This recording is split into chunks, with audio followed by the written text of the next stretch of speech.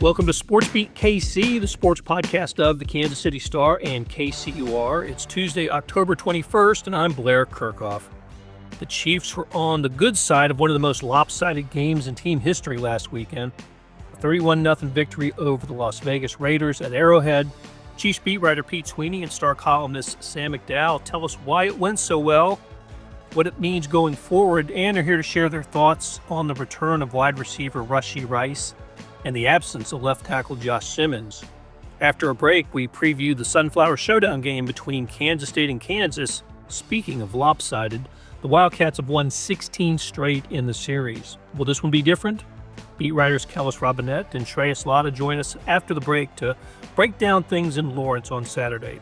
And to wrap things up, I'll share what's on my radar in Kansas City sports this week. Hello, Pete. Hey, good morning. Sam, how you doing? All right. Good. I thought the NFL was built to avoid games like the one we saw on Sunday, Pete. Yeah, apparently not. And I think it's first worth saying for me, I've been lucky enough to cover the Chiefs during the most historic time in the franchise history, 12 years since this is my 12th season. I have never seen a wire-to-wire game like this where they were this dominant in any playoffs, regular season, so on and so forth. And so remarkable to say the least. And you do have to mention this is the Raiders. They are struggling. They had several injuries, but I also think about how many times have we seen the Chiefs in a matchup like this where they play with their food. And so for them to take advantage of those unfortunate circumstances for Vegas, I think was important. It was critical, and it just shows that maybe this team, after struggling early on, is a Super Bowl caliber team. It certainly felt that way on Sunday. So no Brock Bowers, no Jacoby Myers, no Max Crosby after the second quarter. They were a banged-up team, but we heard the same thing after the victories over the Baltimore Ravens and the Detroit Lions. Sam, we can't have a lot of excuses, can we, with this one? Yeah, I mean, this is a team that we have to remember last year struggled in these settings. So, I mean, there's, we credited the fact that they had won 12 one-possession games, that they were 12-0 in one-possession games. But the flip side of being 12-0 in one-possession games is everybody plays you close. Even the bad teams played the Chiefs close last year. And, it's this very team, this very franchise. I mean, the Chiefs got lucky to beat them last year. They lost to them 2 years ago. Blair, you and I were in Carolina when they went on a last-second field goal. I mean, there were a lot of bad teams that the Chiefs couldn't put away last year. So it's a completely different type of challenge, but I still was just as eager to see this challenge as I was the week before against the Lions. Because to me, if you want to be a really elite team, last week I talked about the fact I thought this team had a higher ceiling. Part of that includes blowing out bad teams, and we didn't see the Chiefs do that a year ago. I've never heard Andy Reid almost apologize to an opposing coach after a game. Yeah. I felt bad for him. What was it? His heart goes out to My heart goes out to Pete. like he had passed away. Maybe in a football sense, after this performance, if you glance at some of the comments from Raiders fans and social media and the Reddit world, it is despair, and it should be. I mean, this team looks as bad as any in the NFL. It's unreal that they had 2 wins. And part of that was their defense have been pretty good this year. But the injuries kind of came into play. Where they're going through this bad stretch. But yeah, for Andy Reid to nearly apologize for what he had to do and kneel the ball with 3 minutes to go. Yeah, it was on the other side of the 2-minute warning. Didn't even let Gardner Minshew throw a pass in the fourth quarter. Was that? I mean, come on. That if the backup quarterback in the game and don't even let him throw a pass. I did think it was clear he felt sorry for him. I mentioned in the past podcast, I think this is the second podcast in a row I'm mentioning Madden, but when you play Madden online, you can offer a concede to the other team, and this was the example of that in real life. I mean, it was just like, we've scored enough, we know you're not scoring on us, and we're going to run the clock out with 15 minutes to go. Yeah, amazing stuff.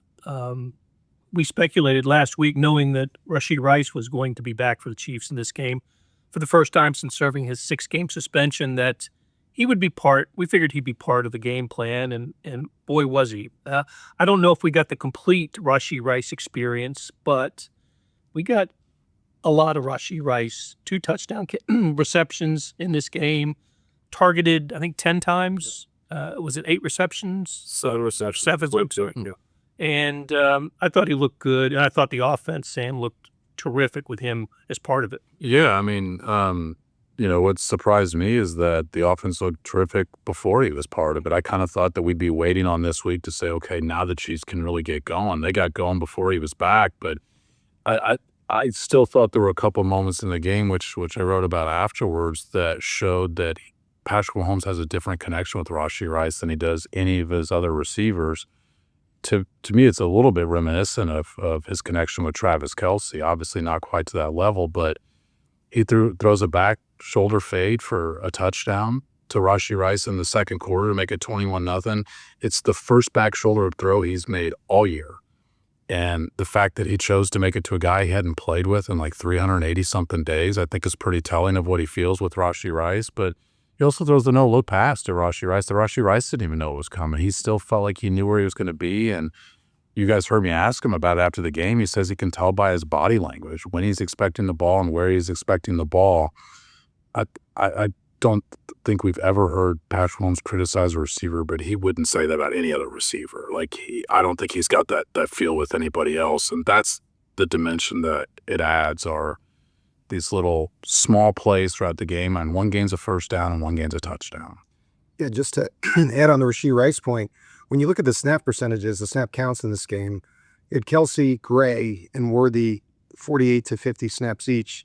Rashee Rice commanded the most targets and had the most receptions with 33. That's about 20 less snaps. Only ran 16 routes in the game. Right. So Get it on 10 of the 16 routes. When this load is full, you can start to see why the Chiefs really feel in the building that this is one of the best receivers in the NFL, if not vying for the top receiver in the NFL.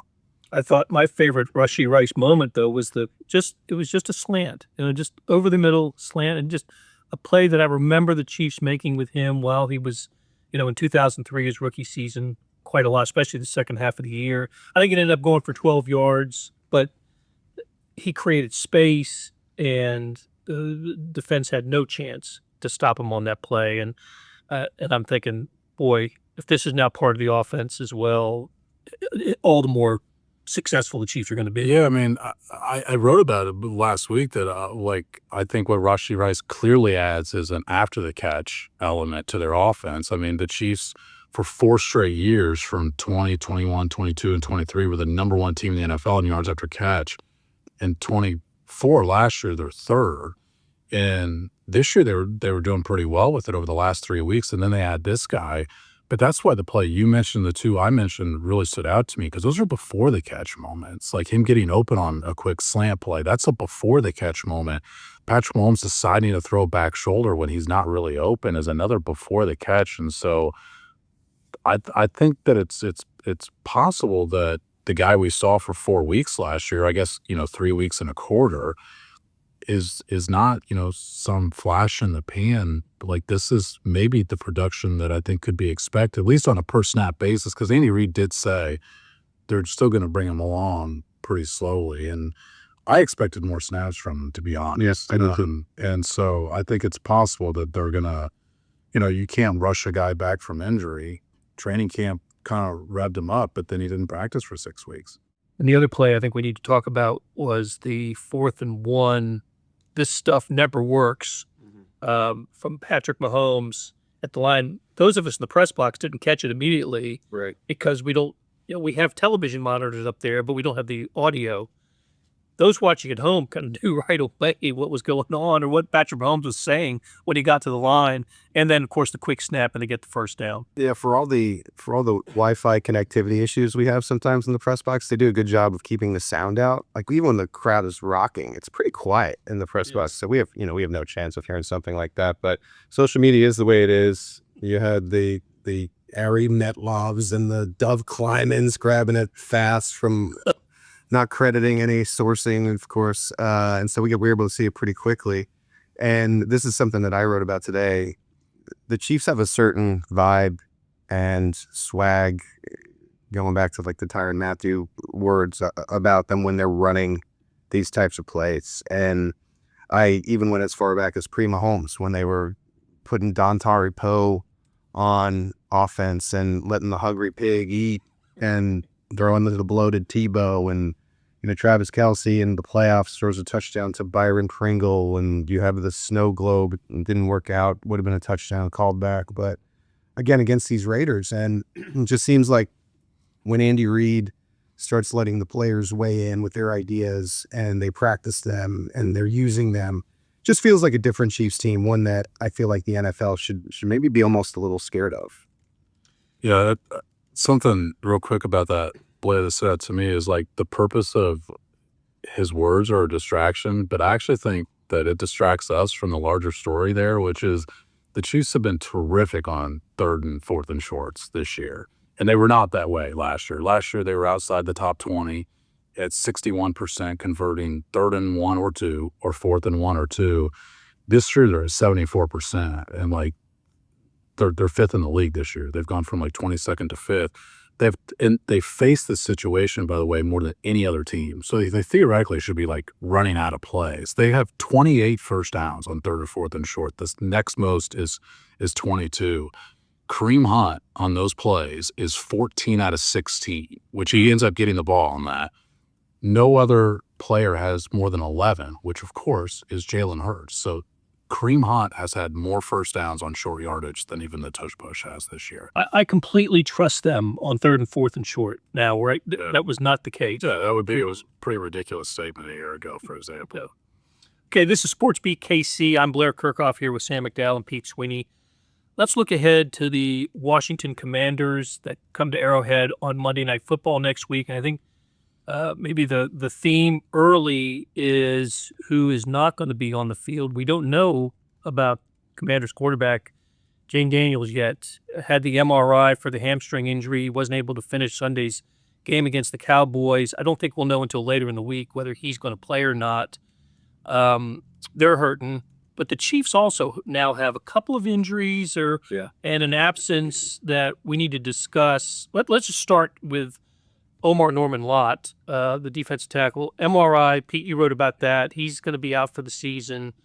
What are the Chiefs going to do at a rookie defensive tackle? Chiefs are going to come up short there now. They're going to go sign somebody? Yeah, I think the indication is Marlon Tolotopu, excuse my pronunciation, will come up. And but that's better than Blair and I would get, I think. Will come up right away. I'm sure this will be a spot where the Chiefs will look as you get closer to the trade deadline. They also have a pair of former 3rd-round defensive tackles on the practice squad we don't know a lot about, right? We didn't really get to see them as much during the preseason, but it doesn't feel like a stark answer is on the roster. I feel badly about this for Omarr Norman-Lott, and I think really the team's plan as a whole, I think they were hoping that Norman-Lott together with Laddha, as the year would go on, would play more and more and more and get that pass rush juice that maybe they were missing last year. And so I thought before the injury, they maybe needed to trade for a defensive lineman interior, and now it feels even more dire. It's the position we all talked about in training camp. Do they have enough on the interior line? And the answer was no through 7 weeks, and now they lose a guy that, look, if you're going to have solutions that came from inside the organizations, I think it was going to have to be rookies who just got better, and now you lost that opportunity. Mike Pennell's still out there, isn't he? No, he's with the Bengals. Oh, okay. Yeah, the Bengals scooped him up right away, yeah. Is there anybody who is available that's the Chiefs could sign quickly? Christian Wilkinson? Oh, yes. The last that we heard of him, he was kissing Wilkins, yeah. Wilkins, I'm sorry. Christian Wilkins. I'm messing up old Raider names today. But yeah, the last we heard of him, he was kissing a teammate on the forehead and losing a roster spot because of that. The Chiefs have been, and Andy Reid has been known to provide chances and second chances, and very odd from what the reports were on that. But he's out there. I don't know, past him, significant difference-wise, if there's anyone available.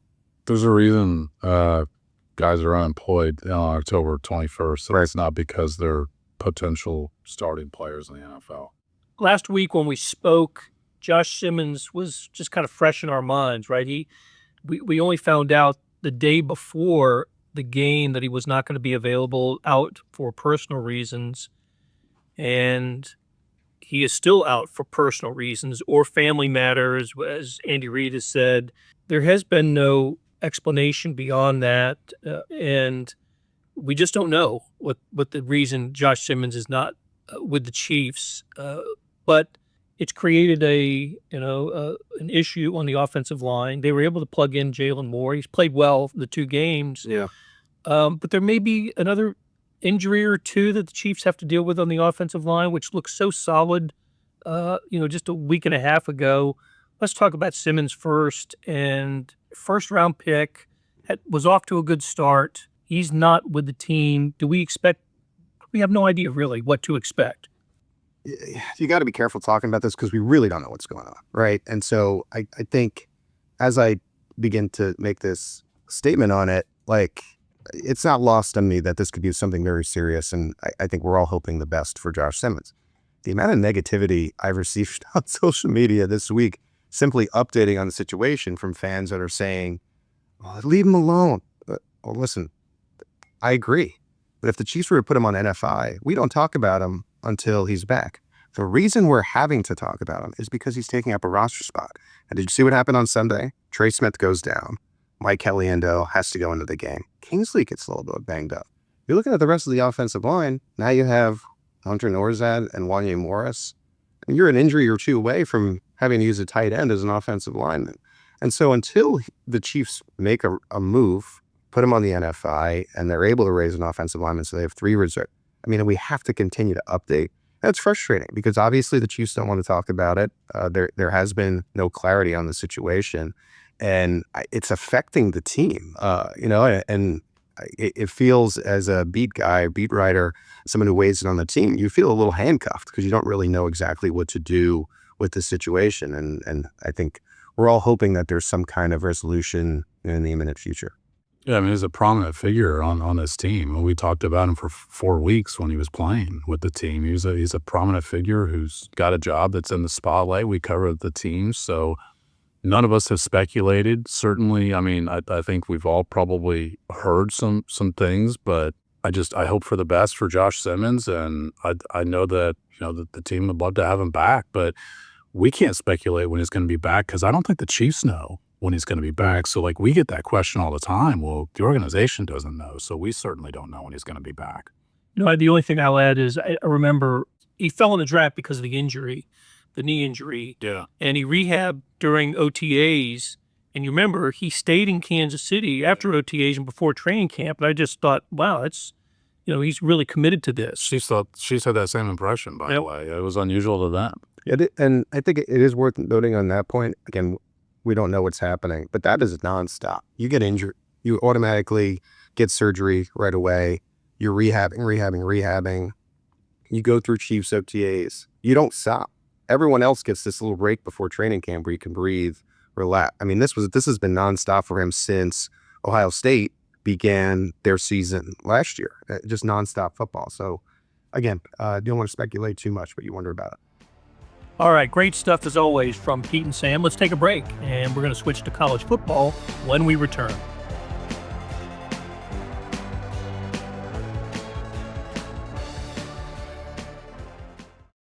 We're back on SportsBeat KC. I'm Blair Kirchhoff, and we are joined by Kellis Robinett, who covers Kansas State. Hello, Kellis. Hey, Blair. And Shreyas Laddha, who covers Kansas. What's up, Shreyas? Hey, Blair. How are you? Good. Big game coming up in Lawrence. I don't know how much national attention it's going to get or should get, but Kellis, pretty meaningful game for these programs. I'm trying to figure out if it's bigger for one school than the other. Let's get the K-State perspective first, though.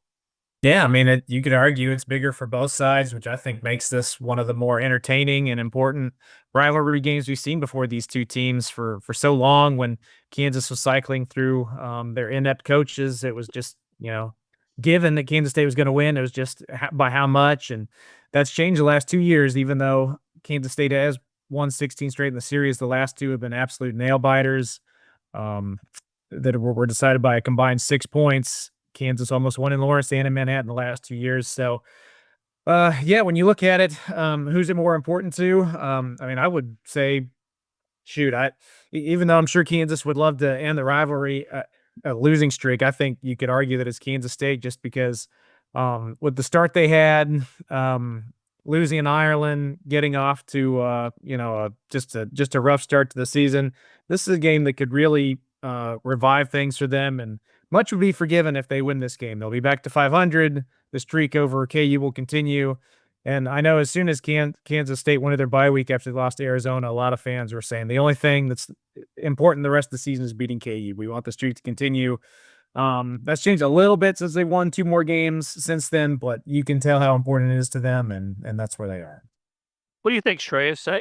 I don't know. When you're on the wrong end of a 16-game losing streak, I got to think there's a little bit of pressure, especially when you're a favorite for the first time in the 16 years. I'm right about that, aren't I? KU's a 2.5-point favorite. Yeah, I think first time since 2009, I want to say. So it's been a long time since Kansas has been favored. It's been a long time since I think Kansas comes into this game feeling like they have a good shot to beat this K-State team. The issue is it's so important that they win because right now Kansas is looking for bowl eligibility. They're teetering on the edge of if you lose this game, then a lot of the other games they have remaining are kind of question marks outside of Oklahoma State. And I know fans want this game badly.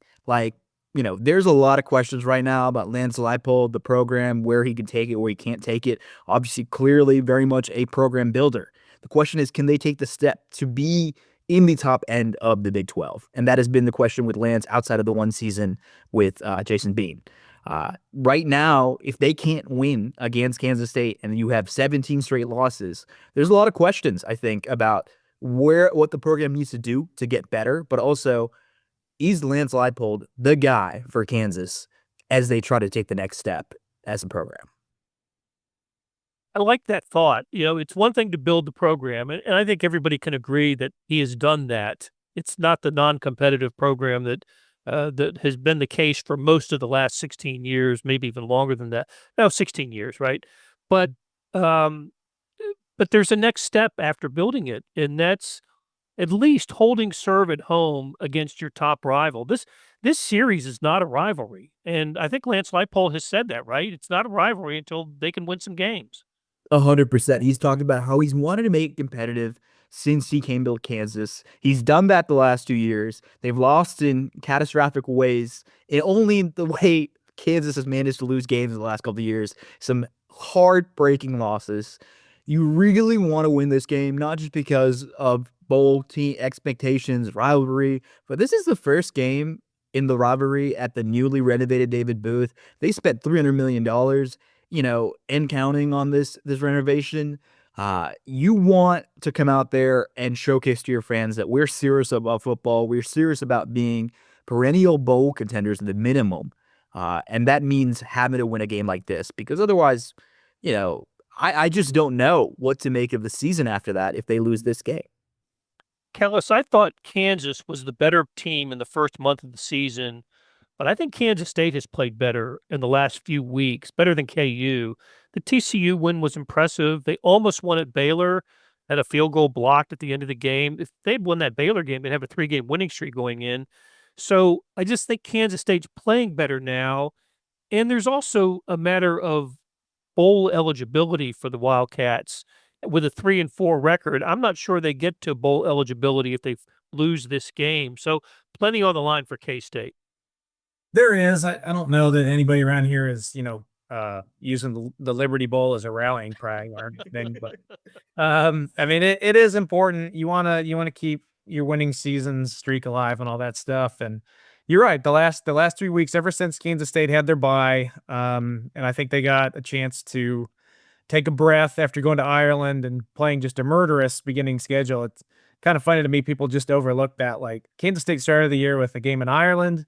They had to play Army and they had to go to Arizona on short rest on a Friday game. And people are just like completely overlooking that. Like that was no problem at all that any team would have, most teams would have thrived into that. It's just, I don't know. That's just not the smartest idea in the world to line up the first 4 games that way. Since they've recouped, they've been 2-1. The only loss is by a single point at Baylor on a 50-plus yard field goal. So they've been right there. They have played better. Chris Kleiman said they're back to playing K-State football, and that's true. I think a big part of that is that you've seen Avery Johnson get back to running the ball the last 3 weeks. He's been a dual threat quarterback, like everybody wants him to be, and the defense has played better as well.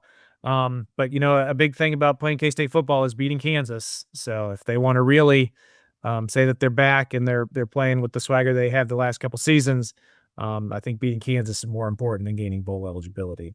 What's Dylan Edwards' status? Chris Kleiman said yesterday he probably will not play. They're preparing for him not to play.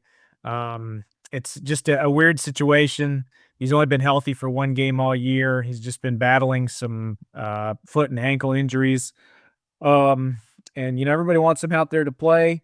They shut him down all last week, basically gave him 2 weeks off to get ready for this game, but it sounds like he's going to maybe need a little bit more time before he's ready. We'll see on Wednesday and Thursday when the Big 12 availability reports come out for sure. If he's listed as questionable or better, then I guess he's got a shot. I'm thinking he might just be ruled out immediately.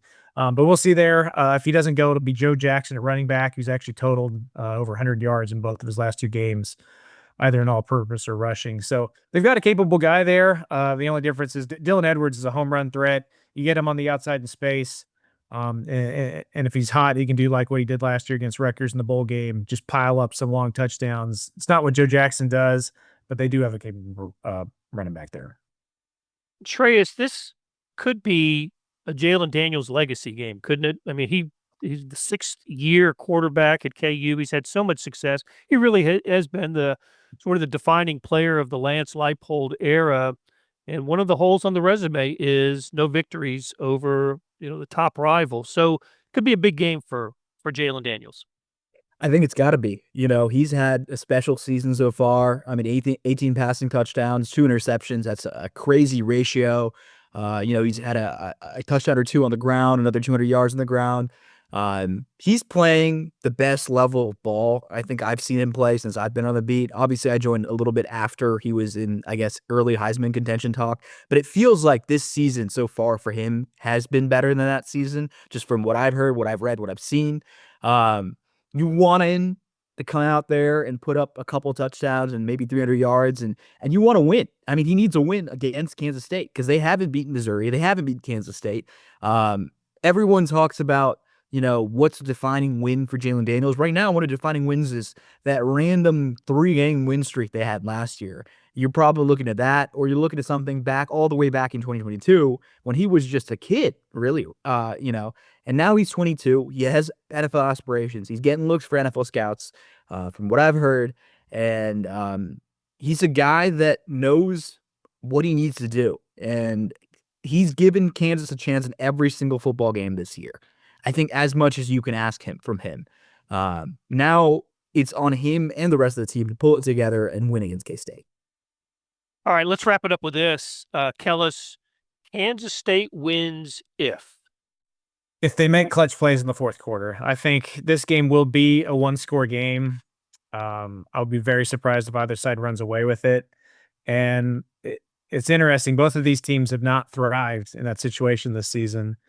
Kansas has led in the fourth quarter in every game except Texas Tech, but they still have 2 losses. Kansas State is 1-4 in games decided by less than a single score, and the one win was against North Dakota FCS team. So neither of these teams are, clutch this season, as you could say. But I think if Kansas State can avoid some type of horrible mistake in the end, I think they'll be the team that wins. Avoiding that has been difficult this season, but if this is the game where they make plays in the fourth quarter, kind of a cop-out answer there, but I think that's what it's going to come down. It's going to come down to a field goal. It's going to come down to a late, first down, something like that. Whoever makes the play is the team that's going to win it, so Kansas State needs to be that team. Same thing, Shreyas. Kansas wins if. I think I agree with that sentiment. I'll add on, if Kansas can stop the run game. KU's run defense has been really bad this year. They're allowing almost 200 yards on the ground, and about almost 2 touchdowns on the ground for the year. They are going to have their hands full against, I think, Avery Johnson. I think if Dylan Edwards somehow manages to play, it'll be even harder. KU needs to get off the field. Like, they have to get their defense off the field. They have to stop letting drives get prolonged. You want as much time as you can have with Jalen Daniels and the offense. I think that's the key to victory is time of possession, good run defense, and somehow, some way, winning a one-score game. I think Kansas is 1-6 in the last 2 years in one-score games. So it's kind of like both these teams don't really do a good job in one-score games. So I'm looking for some theatrics that we don't see coming, like a fumble or interception that everyone has see comes from miles away, because that's what ends up winning the game. Good stuff, you guys. Kickoff is 11 a.m. and it's on TNT. Thanks, Shreyas. Thank you, Kellis. Thanks, Blair. Thanks, Blair. And before we go, here's what's on my radar in Kansas City sports this week. The Missouri Tigers gutted out a double overtime victory at Auburn last weekend to improve to 6-1.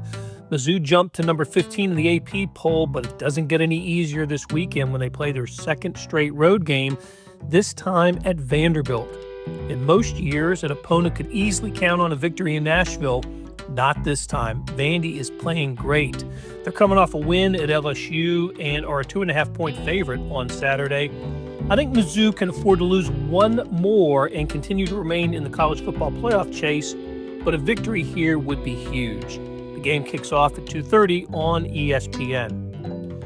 This week, all 16 Big 12 basketball programs, men's and women's, are in Kansas City for the annual media days.